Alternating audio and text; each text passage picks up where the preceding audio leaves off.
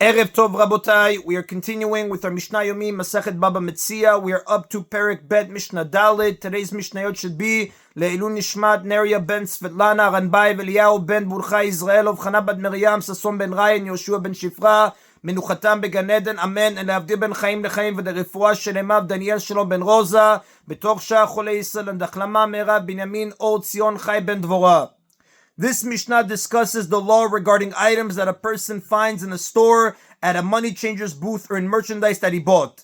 Matzah bechanut arelu shelo. If someone found money or any other item that has no siman in a store, it is his to keep because the store is open to the public, and anyone who lost something there certainly gave up hope of getting it back since it has no siman. He cannot hope to get it back from the store because many people enter a store and can pick up the lost item. Therefore, he can only hope to get it back if one of the customers will announce finding it and he will identify it. But since it has no siman, he cannot identify it, and he therefore gives up hope of getting it back. And this makes it permissible for the finder to keep. Ben ateva v'lechenvani shel chenvani. If he found it between the case and the storekeeper, where it must have fallen from the storekeeper, it belongs to the storekeeper. Now, the stores of those days were arranged differently than our stores. The storekeeper kept his merchandise in a large case or chest from which he would take out the items requested by the customers. The storekeeper sat in front of the case between it and the customers. After being paid, he would put the money in the case. Therefore, whatever items were found between him and the case must have fallen from him. These are not lost because they are still in the storekeeper's possession. Lifnei shulchani harelu shelo. Similarly, if someone found coins in front of a money changer, now money changer refers to, as Rashi explains on page 26b in Masechet Bava Metzia, someone who exchanges coins of different denominations for a small fee. The money changer sat on one side of a table and his customers stood across it and placed the coins they wished to exchange on the table. So if someone found coins in front of a money changer, meaning in front of the table at which he sits, they are the finders to keep because it can be assumed that they fell from someone who came to exchange money. Since coins have no siman, the person who dropped them gave up hope of getting them back. Since the area in front of the table is open to the public, anyone can pick up the coins. The person who lost them therefore does not expect to get them back since they have no siman.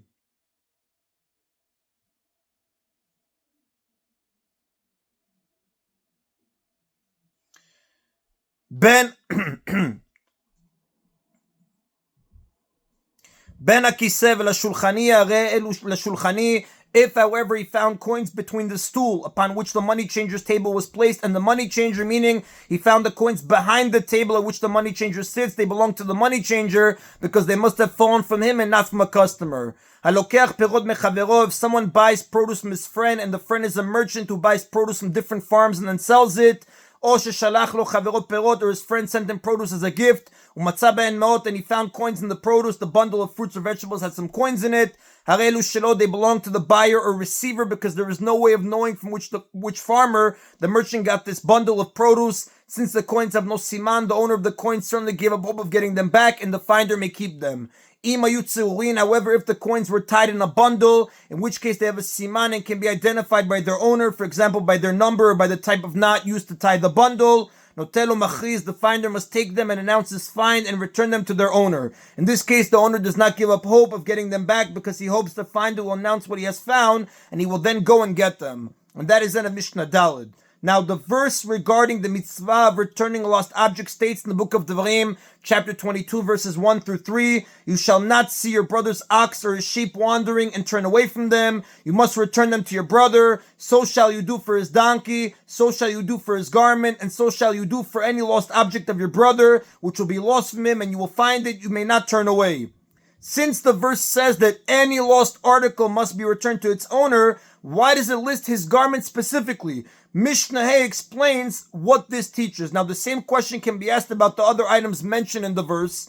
Our Mishnah focuses on the garment because it is from this example that we learn about returning an item based on a siman and about not having to return an item if the owner has given up hope of getting it back. The Gemara in Bava Metzia, page 27a, explains what we learned from the other items mentioned in the verse.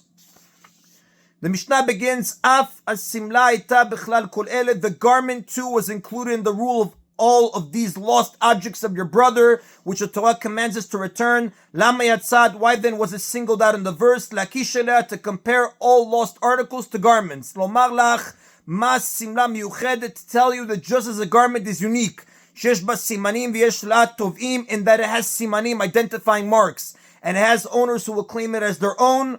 Now, a typical garment has some unusual mark on it by which it can be identified, and since it is man-made, it generally has an owner who will be looking to claim it. So since it has identifying marks and it has owners who will claim it as their own, which is why a person who finds it is required to announce his find and return it to its owner if he can identify its siman. So too with any lost article that has simanim and the owners who can claim it as their own, the person who finds it is required to announce his find and return it to its owner if he can identify its siman. Now we learn from the example of garment that even if the lost object has a siman, if it no longer has an owner who's looking to get it back, there is no obligation to announce the fine. Therefore, if we know that the owner gave up hope of getting it back, for example, we heard him say, woe for the loss I suffered, there is no need to announce it. The item is now considered ownerless, and whoever finds it can keep it. And similarly, in cases where it can be assumed that the owner gave up hope of getting it back, the item is considered ownerless and may be kept by whoever finds it. And that is an Abotai of today's Mishna Yomi. Baruch Adonai Le'olam. Amen v'amen.